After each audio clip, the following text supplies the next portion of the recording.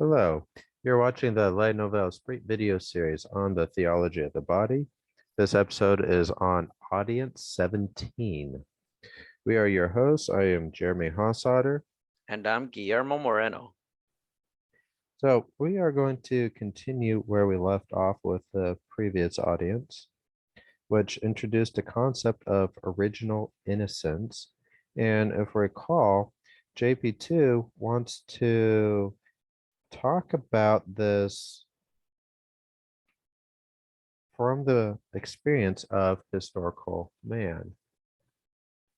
So in order to grasp original innocence, we must begin by examining the experience of historical man, and this experience is going to include the concepts of shame, guilt, and sin. And JPT uses the term historical a posteriori, which the translator of the Theology of Body defined as an account from what is later. You can find this definition in the index. Philosophically, the term a posteriori refers to knowledge that comes from experience.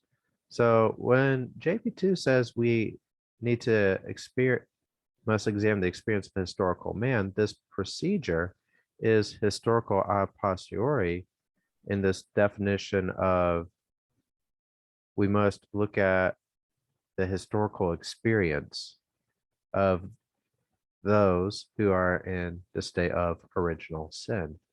And he wants to focus our attention on the exchange of the gift of persons, because this, he argues, will be the source for the experience. This will be the source of the experience of original innocence.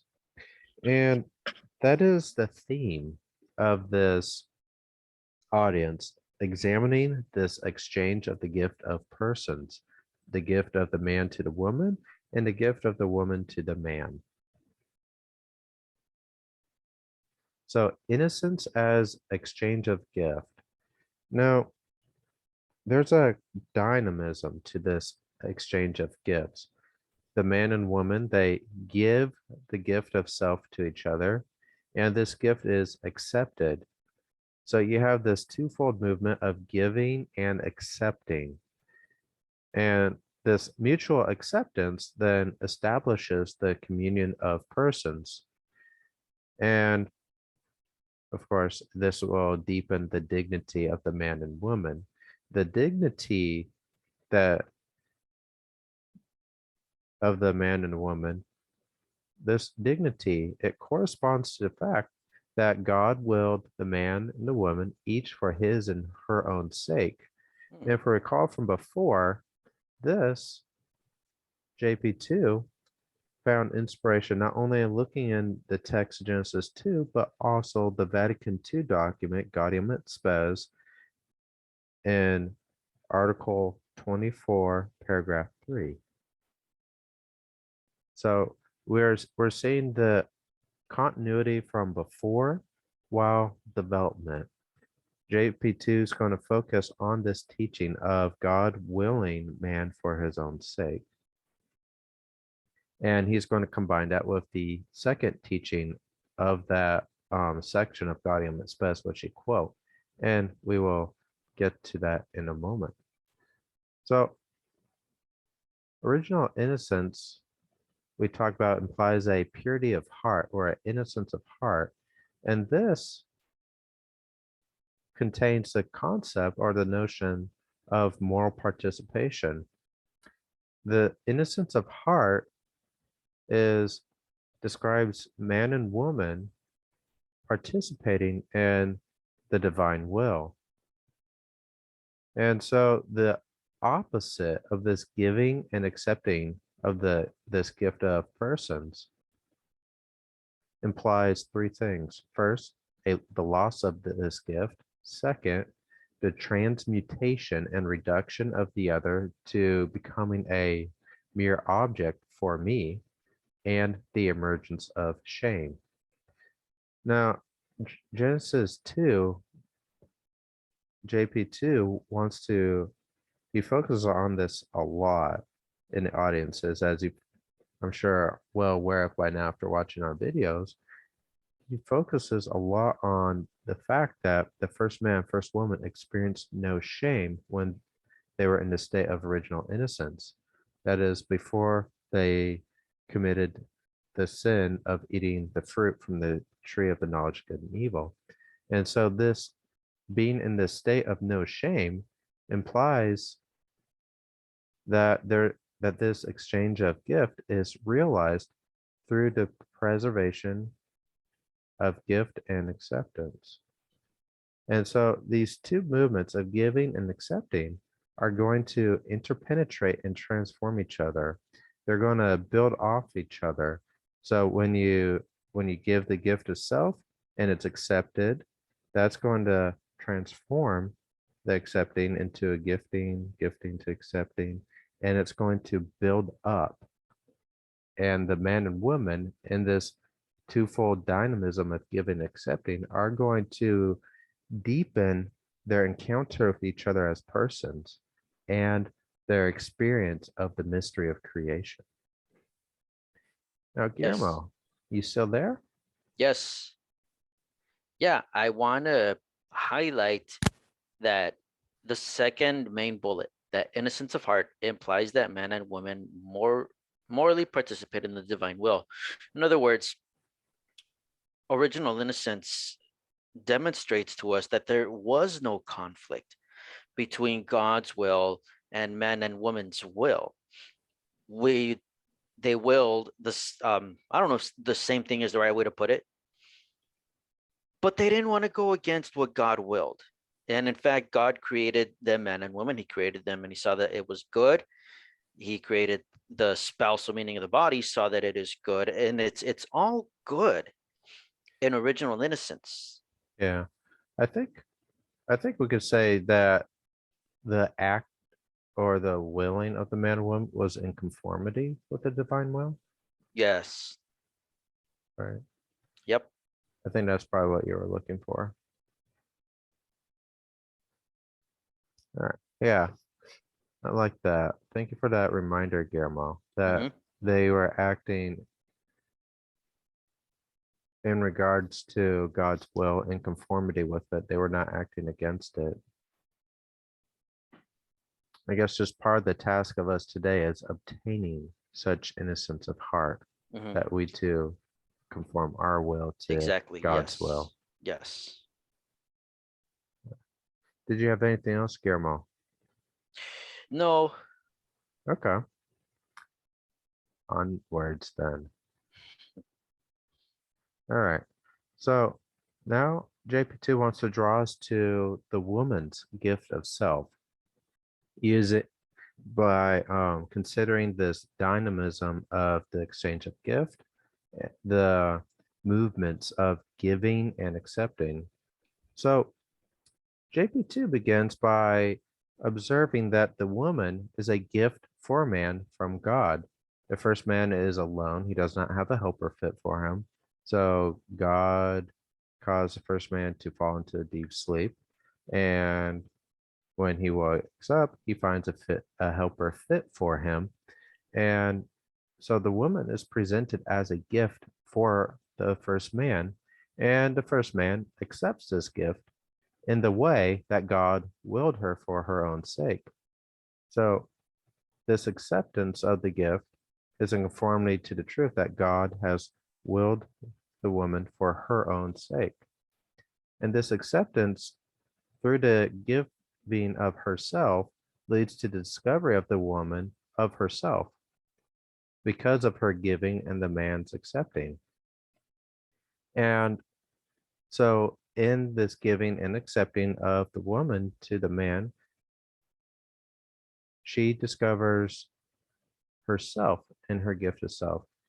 She finds herself, and in finding herself, she comes to the depth of her personhood and her full possession of herself. And this leads us to the second teaching of Gaudium et Spes 24, paragraph 3, that man cannot find himself except through the sincere gift of self. So you cannot find yourself except through a sincere gift of self, and that requires giving yourself in a way according to the truth that God willed the other and yourself for each own sake. And this gift of the woman becomes a new source for gift because this gift will grow by the measure and power of disposition to the reciprocal exchange of gift and acceptance. So as the man and the woman become more and more disposed to this reciprocal exchange, this deepens the giftness. It creates new depth. The man and the woman will be led deeper into the mystery of creation and the fact that God has willed the man and the woman for their own sake. So, after talking about the woman, of course, we have the man's gift of self. So, the man functioning has this function from the beginning as the receiver. He receives the gift of the woman from God. And so, God, in giving the woman to the first man, woman is entrusted to him. So now the first man has to work to ensure that there's the establishment of the communion of persons. Man, through his acceptance of this gift, enriches the woman and is enriched through her and by his gift of himself. And so we could say then that man's self-donation, his giving of himself, manifests the essence of his masculinity. And this essence is going to be expressed through the self-position or self-possession in the reality of his body and sex. And remember, by the term sex, we are referring to his masculinity. Now, the woman accepts this gift of the man, and this means that the man finds in himself a new profound enrichment of the woman with him. So, this reciprocal exchange of gift of selves leads to the enrichment of the man and the woman in their co-discovering of them, of their personhood, of their obtaining of their self-possession and giving themselves because they possess themselves to each other and living according to this truth that God has willed the man and woman each for his and her own sake. Are you still there, Guillermo? Yes, I am. I just now you mentioned it again, and I'll reiterate. Well, no, I'll mention something that I wanted to mention previously. The fact that just the concept of dignity. So I think that's something we don't think deeply enough about. We kind of just take it for granted. And the fact that, well, the statement that man was created for his own sake just goes to, first of all, highlights that he is made in the image and likeness of God, and also just really serves to distinguish him from the rest of creation. There's just something about this being that it's just not like the rest of creation. And in reflecting on that, just the word dignity makes more sense. Of course, man and woman being created for their sake, for their own sake. Because if they didn't have dignity, then they wouldn't be created for their own sake. Yeah, there's that special dignity in being created for their own sake. Okay. Yeah, I like that.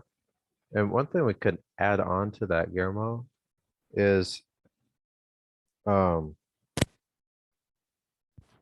since we have this discovery of one's own person through this exchange of gift, We could say then man and woman discovered their dignity as persons through this Interesting. reciprocal exchange. Yeah. So you cannot know and discover yourself and your meaning of yourself as a person unless you've learned to gift yourself. Hmm. That's a very radical teaching because there's a natural selfishness about us. We don't want to give ourselves away. Hmm. I think that's one of the most challenging things about Yeah. the theology of the body. Yeah. And proof of that is just how our society is. You just look at all the sins, and they all stem from some form of selfishness, one way or another. And we'll be looking at that later when we start talking about sexual deviancy in its various forms. Guillermo, did you have anything else you want to add? I did, but I lost my train of thought. Uh, Yeah. If it comes back, I'll be sure to mention it. okay, well, I was just wondering because this is the last slide. Is it? Yep, see, last slide. Yeah. Okay. It's not coming back to me at the moment. Rip. All right, in that case, thank you for watching. If you've been enjoying our content, consider subscribing to our social media, such as YouTube. I think there might be other things like Facebook, Twitter, and other places. Um, if you have been enjoying our content, please consider donating, giving us financial support, either through a PayPal donation or through Patreon. Your financial support goes towards maintaining our website and the purchase of resources so that we can continue providing you with great material, such as our many articles and these videos, for example. We have on our website many resources, a lot of theology, a little bit of philosophy, and many other things, such as Vatican II theology. We have a lot of wonderful articles. Please come check them out, share our content, and we have also a podcast. Guillermo, you want to say something about the podcast? Absolutely.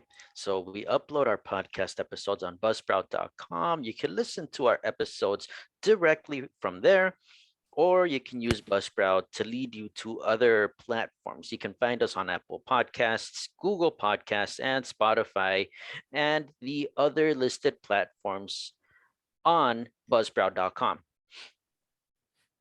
And one more thing to know is if you want to find our social media, you can go to nouvelesprit.com/subscribe. On subscribe, you can find it all. However, I don't remember how many links are there. There's too many. Social media is a plague and a tool. Thank you for watching. God bless. Oh, and pray for us, please. Yes. Yes. All right. Now this time, goodbye.